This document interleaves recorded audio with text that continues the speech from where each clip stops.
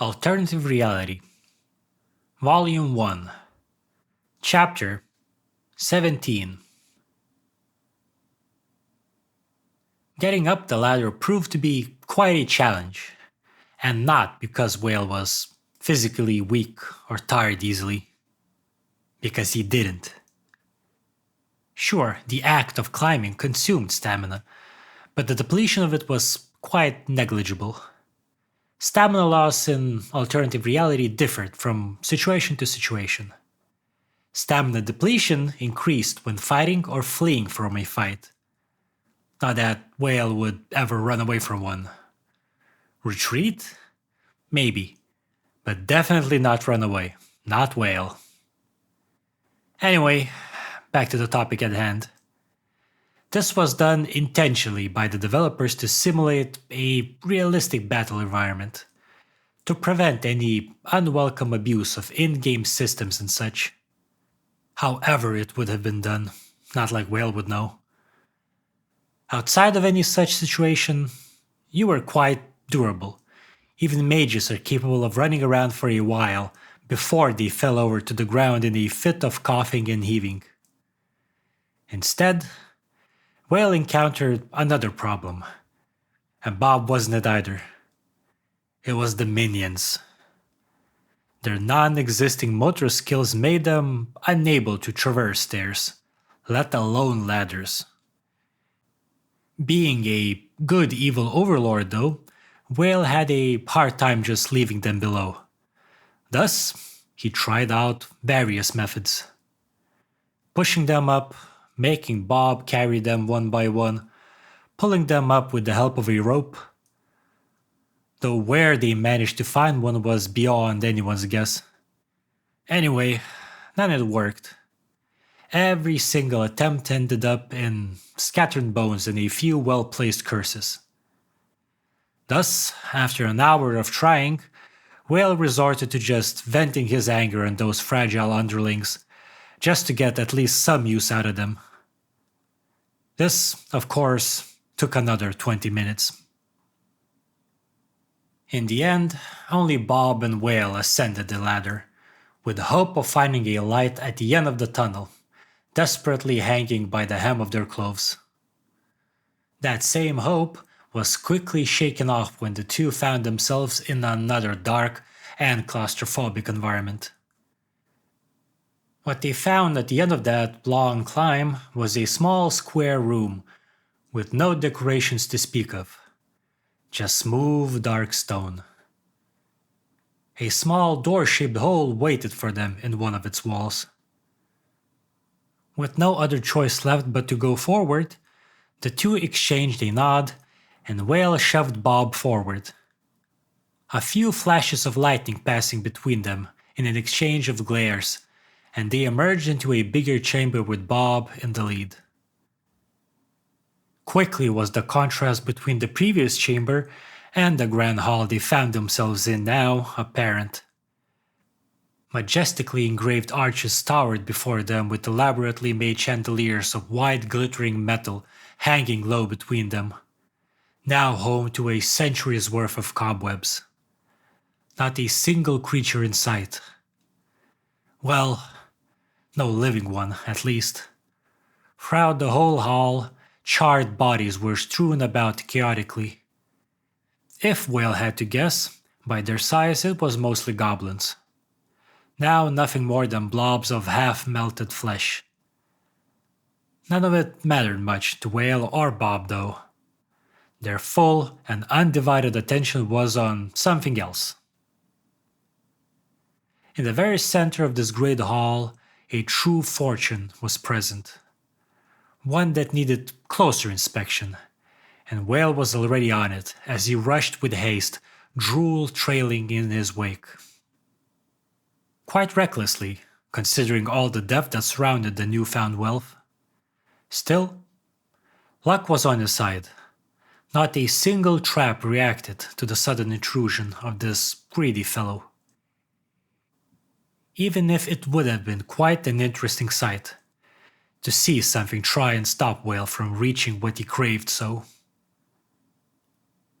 Bob didn't fall behind much, as he trailed but a step behind, his sparkling eyes mirroring a familiar level of like-mindedness. A likeness between the two that kept on resurfacing every now and again. Pots of old coins, troves of weapons and armor, surprisingly well-kept books and scrolls of unintelligible content, paintings, sculptures, even clothes. If Whale was a certified merchant, he might have just become a millionaire. He wasn't though. So he was just forced to deal with a fortune of a few 100,000. A fortune he had no means to sell, considering his status as a social pariah. He couldn't exactly transport it easily either. After all, he wasn't exactly 100 men with horses and carts. Full of shortcomings, our Whale. All that worry can be put aside for now, though. Whale and Bob were lost to the world, with the concept of tomorrow practically a foreign language to them. Up and down they clambered over the pile of riches, rummaging and practically swimming in all of it. The occasional blissful high-pitched giggle that would send shivers down one's back echoed about in their wake. Some might say that swimming in a pile of weapons and gear kept in a completely non-compliant manner might not be the brightest of ideas. But that's a lesson those two would have to learn by experience. While rummaging about, Bob came upon a weapon that he seemed to fancy. A longsword, its blade shimmering in a dark red glow every now and then, like a heartbeat, pulsing, breathing. Dark grey was the blade itself, a morbid, unwelcoming and an unpleasant color to the eye. Its edge unevenly shaped and sharpened, jagged even, making it seem like it was made for tearing and ripping instead of cutting. Its blade was slightly crooked, as if the smith making it used the weapon as a means of venting. Masterfully, the sword's handle was molded into a stretched-out screaming skull, the material glittering and unfamiliar to the average man. The top of the skull served as the guard, with two horns sticking out to make a suitable break for any parried blows. The jaw stretched out throughout the grip, serving as a comfortable thing to grab hold of, even if the sight wasn't too pleasing to the eye. Finally, the chin served as a pommel, twisted and misshapen after being stretched out so far. A magnum opus of malevolent proportions. Something only a true master of his craft could manage. In addition to being utterly insane, that is. One could appreciate their taste though. And it was obvious Bob was indeed taken by the weapon quite a bit. Hefting it up in a loving flourish, Bob tried equipping it here and now, yet couldn't quite manage for some reason. It was during this moment of distress that Whale finally decided to show up as he popped up behind the underling with a judgmental glare. "Having problems with your find?" One brow above the other, a sinister smirk, a greedy spark in the eye. Bob had a bad feeling about this. Hell, anyone would, considering Whale's track record. Well, seems like I can't equip it for some reason." A concerned look quickly replaced the smirk. As Whale extended his hand, the limb left hanging in the air expectantly, fingers twitching occasionally as if impatient. Bob did not like the way things were progressing. "Let me take a look. Maybe I'm supposed to hand it to you personally, since we do have a certain arrangement going here, don't we?" A suggestive wink, the smirk now back in full bloom. Spring came to the most unlikely of places. For a moment, Bob was about to frantically shake his head and back off, but thought better of it. By now, he was beginning to fully understand that with Whale, resistance was futile. Thus, the sword quickly exchanged hands. Without wasting a single second, Whale snatched the sword away. With a sharp, calculating eye and the instinct of a money-grubbing Scrooge, he started inspecting the extravagant weapon. Soul Eater. Description: forged in the fires of a race's hatred, shaped by the plea of retribution, quenched with the souls of the suffering, and guided by something demonic. Damage: 53 to 113. Durability: 156 out of 173. Class restrictions: none. Requirements: level 110, 300 strength. Whale almost whistled at the overdone description and almost spat in disappointment when he saw what came next. Huge requirements, yet pathetic stats. Still, a certain memory resurfaced from the depths of Whale's mind, obscured by the wrongs done to him. A recent one, regarding his dagger and robe. Surely this seemed like another trap. One with amazing hidden stats at the end of the dark tunnel. Regardless, picking the item up did not solve the puzzle like it usually did. Thus, Whale's meager imagination ran into a wall. Considering that he didn't really need a sword, and Bob, in a sense, was his possession, Whale decided to be generous. The very thought made his head hurt. Slowly, with visible suffering, he handed back the sword to his lucky underling. Whale even turned away while doing so. Such sacrifice. What a sight. Christmas came early. Even Bob felt touched, just for a moment. To the astonishment of everyone present, though, Bob managed to equip the blade this time and was already swinging it in a cheerful flurry. When he did, the blade shimmered in that dark shade of red for just a moment. It reminded Whale of the time in the tiny crypt, when it was stained with a similar light, one that made you feel quite uncomfortable. Still, the surprise struck Whale hard. For all the nonsense he was spouting, Whale thought that the real reason Bob couldn't equip the sword was because the underling didn't fit its requirements. Oh, how wrong he was. And how bitter over the fact. Apparently, his bullshitting had quite a bit of truth to it. Alternative Reality actually had a companion minion system implemented, which prevented them from equipping anything willy-nilly without the player's consent. This apparently was truer for minions than companions, who are supposed to be more independent.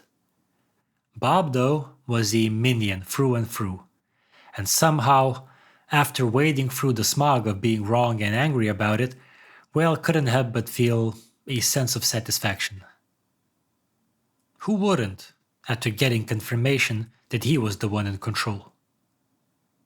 Suddenly feeling slightly suspicious over how Bob actually managed to equip the thing, Whale gave the weapon another inspection, quickly noting its reduced requirements. No wonder Bob could equip it now. Soul Eater.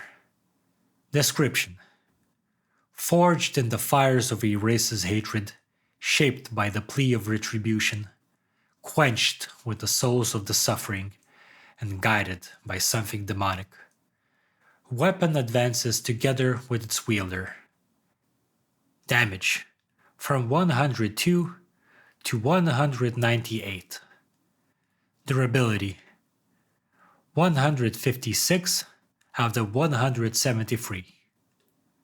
Class requirements: Demon Knight, Dark Minion. Requirements: level 85, 200 strength. Adds 15% black magic resistance. Adds 35 strength, 15 fortitude, and 15 black magic damage. Has a 50% chance to capture the soul of a vanquished foe for its master. Hidden. Now that was a weapon. Oh, how it shone. In a sinister dark red that seemed to yearn for some victims. It looked almost alive, pulsing as if it drew breath. Formidable. Whale couldn't help but imagine himself with a weapon of that sort. In a large battlefield, armored from head to toe, fighting off numerous opponents, skewering them like shish kebabs, and feasting upon their tears of defeat, upon their sorrow of losing gear, money, and experience. Quickly enough, that dream died, and was reborn into something much more achievable. Like causing headaches for others in small and petty ways. But one had to admit, the whole scene would have been quite a sight to behold. Since Bob ended up with a weapon of that magnitude, Whale had no choice but to rummage through all the gear they found, just to equip him with a set of armor that fit his new look. Whale simply wouldn't let him continue looking like a bum, while prancing about with a sword that cool. Sure, that would have probably been the equivalent of a homeless person driving a Ferrari, something he couldn't help but giggle at as he imagined it. But Whale was almost certain that would just end up as the source of many headaches. Plus, what if the fool died and dropped the sword? Whale would have none of that. Eventually, Bob ended up with a set of armor that barely restrained his movements, yet protected the most vital parts. Black greaves to protect his legs. A full helm with small slits for eyes and nose. He did need to breathe after all. At least Whale thought he did. Black plates covered his chest, with a chainmail underneath, that reached down to his legs where it split into multiple strands. Strips of hard leather were attached to the chainmail, serving as an unconstraining yet effectively protective skirt. Surely it did not make him look girlish in any manner. His shoulders and forearms ended up being protected by steel with thick padding underneath, to prevent any scrapes and bruises. Wearing steel upon naked skin wasn't the most comfortable experience, after all. Even Whale didn't feel like making his precious companion suffer to that extent. Stunned and speechless, Bob could only inspect his new gear in mute amazement. Gear that was granted by Whale of all people. A worried glance, an awkward shuffle, Bob's eyes began to moisten as he looked at Whale with gratitude. A historical moment was upon us, for Whale was about to be thanked. Reality might just be torn apart. Luckily, an unexpected yet quite welcome turn of events saved alternative reality from certain doom. A familiar roar followed with searing heat as the ground rumbled with a groan. None shall pass. A new yet old participant in the play of Whale's adventure. blazing with the fires of purgatory itself, blackened bones visible through the haze of heat. The creature came upon them in a rage. At the behest of outflung limbs, gusts of billowing flames rushed at the two greedy figures, a promise of ashes on its breath. It wanted to burn these interlopers like it did with all those before, to add them to the collection already strewn all around on the stone floor. Not the most pleasant end, surely. Whale's pupils reflected the onrushing fire, and there was little doubt what was in his mind. Another moment for him to regain his scattered wits and close that gaping fool mouth of his, and the self-preserving wizard would have been out of here. Bob, on the other hand, had other ideas. He was feeling sentimental? Or just a bit too confident. All this new gear, magnanimously given by Whale himself. If this was not the moment to prove his ultimate worth, to repay his kindness, to simply show off his greatness, then when was it? With an overdone roar, Bob charged at the new foe, sword readied to rip it to shreds. A reckless charge. Considering how much Whale just invested in him, he was left with no other choice but to rush in after the crazy underling. A loss of that magnitude would reduce him to a sniveling mess crouching in some dark corner for at least a week. Shit! Through clenched teeth he swore, joining the fray quickly enough. All hints of hesitation evaporating under the rising heat. Firstly, Whale activated Souling, hoping that the attacks wouldn't be strong enough to end both of their lives instantly. If Bob had the gal to charge off like that, he'd better hold on for at least some time. Whale was close to praying just so that would be the case. Feet stomping on the floor, fire from the creature's raging sweeping by in his wake, Whale ran straight for the biggest clump of corpses and readied vengeful reanimation on the way. He'd need a few seconds to activate the spell, enough time for the real action to start. And did it. Fire erupted towards Bob, who was so single-minded in his charge that he completely forgot about something as simple as dodging. Like a madman, he sprinted straight ahead into the fire, his mind stuck on only one function: to attack and slay this foe. A foe that chased them deep into the dungeon and caused both Whale and Bob a great deal of trouble. Without him, though, the two would not have ended up together. They wouldn't have ended up with these new abilities, new gear, and this fortune. Quite a dilemma if one stops to think for a second. Good thing they didn't practice that approach too often. You have received 265 shared fire magic damage. You have received 31 shared fire magic damage. Some of Bob's items have lost a fraction of their durability due to intense heat.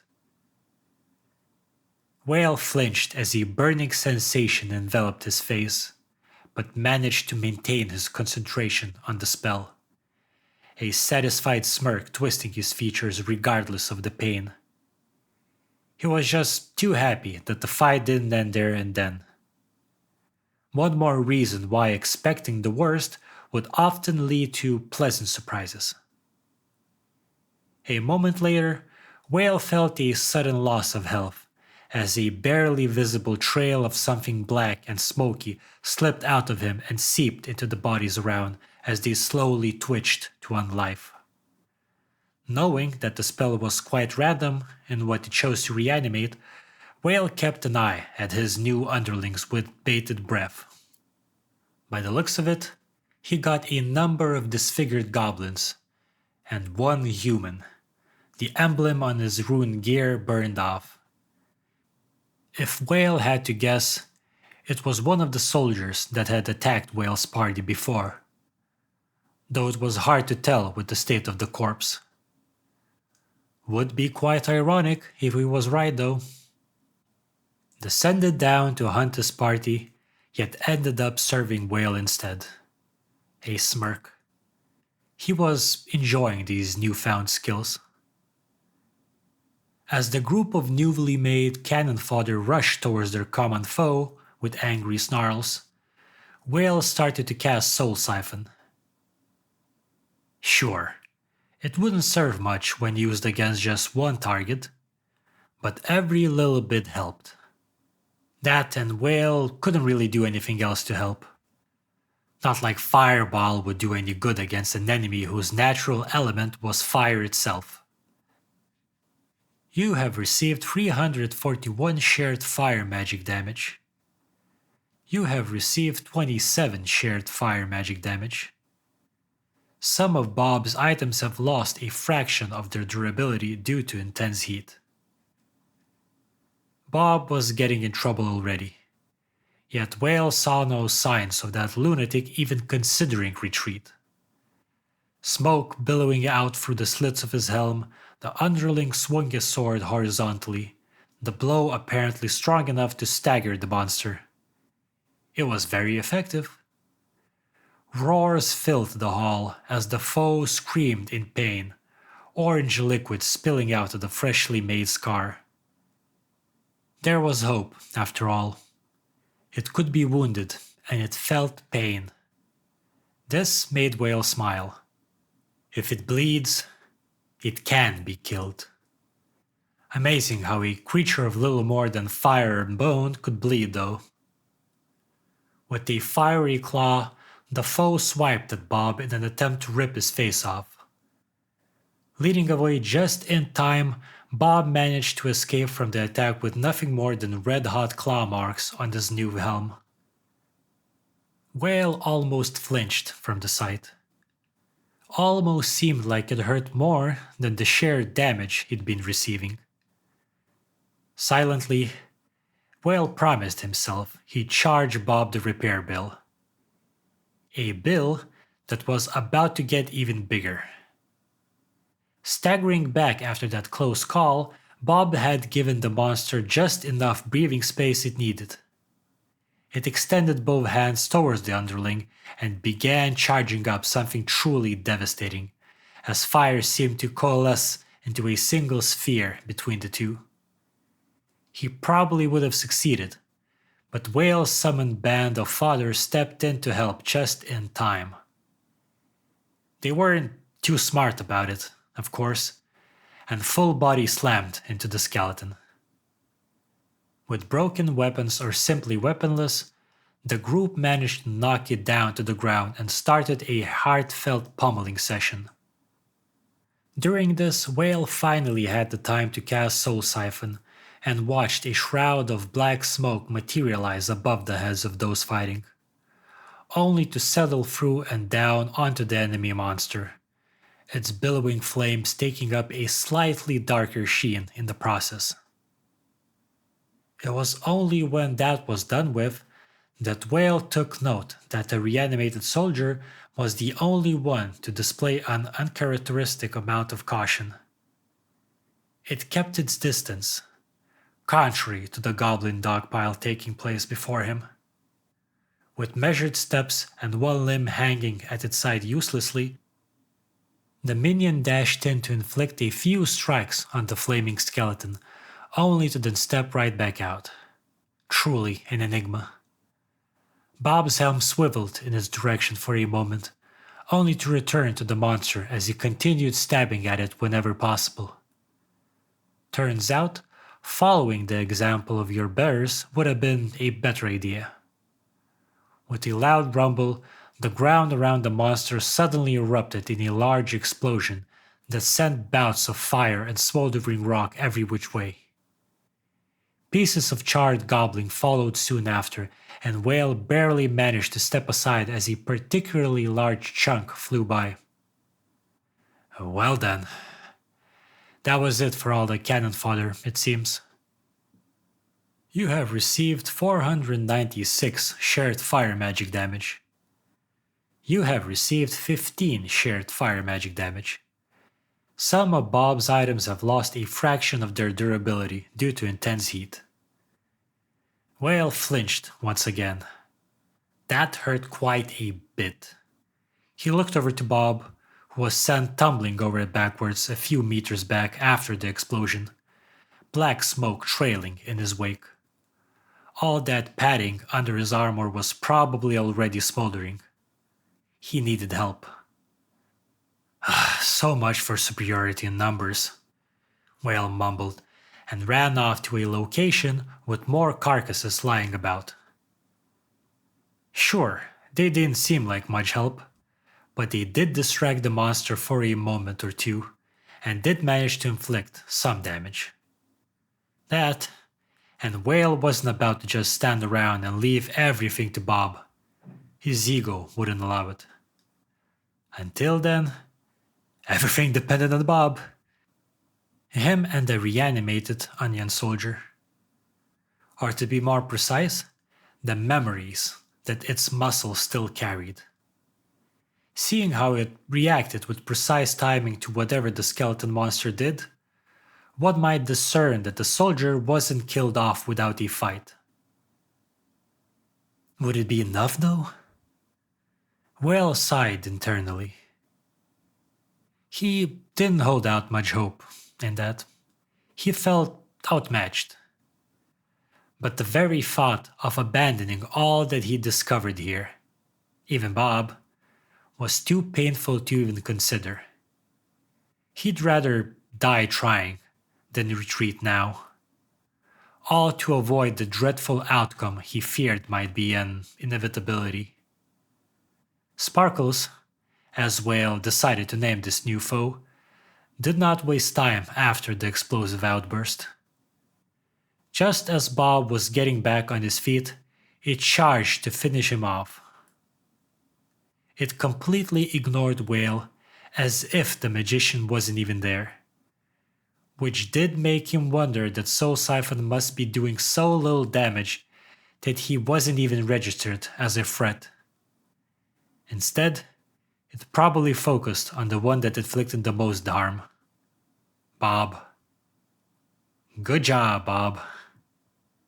Behind Sparkles, the last remaining undead scurried after, readying its half-melted husk of a sword to strike.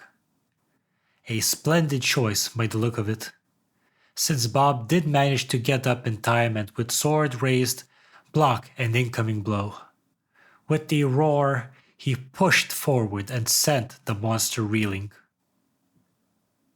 As the humanoid backed up a step after the fierce and seemingly unexpected struggle, the undead struck its back.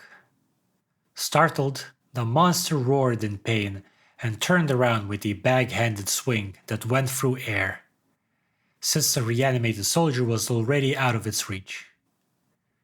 Bob didn't waste the given opportunity either, and struck Sparkle's exposed back with a blow of his own, drawing the monster's attention back to himself, which was then followed up by the onion soldier. Really, Whale was struck dumb by the sight of the two harassing the monster with their seemingly foolproof tactic. All good things come to an end, however. Suddenly, the undead leapt to the side and out of range of the two attackers, and while the onion soldier started retreating, Bob did his best to keep close and leapt in pursuit. Not the best call. Another explosion erupted with the skeleton at its epicenter and sent the bandit reeling under it. Bob did his best to brace for impact during the last second as he lifted the sword in a warding gesture, yet still received enough damage to make Whale flinch. Good thing the pain wasn't enough to break his concentration, since the next second the magician was finally done with vengeful reanimation. A new batch of half-melted goblins were now up and about. Mindlessly, they rushed towards Sparkles with voiceless snarls in their burned throats. Sparks danced in the air as the skeleton abomination flailed its burning arms about, scorching and ripping resurrected goblins apart. Preoccupied with the mindless undead, Sparkles failed to notice the onion soldier, who slipped in under its guard and struck the monster in its abdomen. It must have been a critical strike, because Sparkles suddenly twitched and froze up, jaw open as if to let loose a roar. What goblins remained used this opportunity to inflict more damage to the monster, as they punched, stabbed, and kicked its shin. Even Bob slipped in on the action, as his blade struck Sparkles with enough force to stagger it. Still dazed, the monster failed to defend itself under this barrage, and the onion soldier used it to slip in another strike. With a flourish, the monster's hand shot out to grab the half-melted sword, and with its other one, it struck Whale's reanimated soldier with enough shattering force to send the creature flying. Roaring atop its non-existent lungs, Sparkle shoved aside whatever goblin was still upon it and extended its arm sideways, as it ready to release another wave of fire. Seeing this, instead of retreating, Bob decided to try and intercept the explosion for a third time. What was that saying again? Third time's the charm? With a sudden burst, the tip of Bob's blade exploded out from Sparkle's chest in a shower of fire and liquid flame as he struck the monster from behind. Twitching, limbs dangling awkwardly at its sides, the fiery abomination was lifted into the air as Bob groaned from the effort to lift it. Arms straining, muscles bulging, the bandit gave it his all. A barely distinguishable red shimmer covered the blade, one that Whale was pretty sure wasn't there before. If his intuition was correct, he was seeing the effects of a skill. An utterly preposterous thought, truly. After all, there was no way that simple goon had such powerful skills under his belt. Skills that he never used until this point in time. Absurd. Finally, after a few more groans and twitches, the fight finally left Sparkles as it slumped down powerlessly. Its fire slowly sputtering out, burning out together with what remained of its battered body. Bit by bit, the fiery skeleton crumbled to ash, sharing one last pearl of wisdom before completely disappearing. You shall pass. Congratulations! You have vanquished the guardian of what should be forgotten.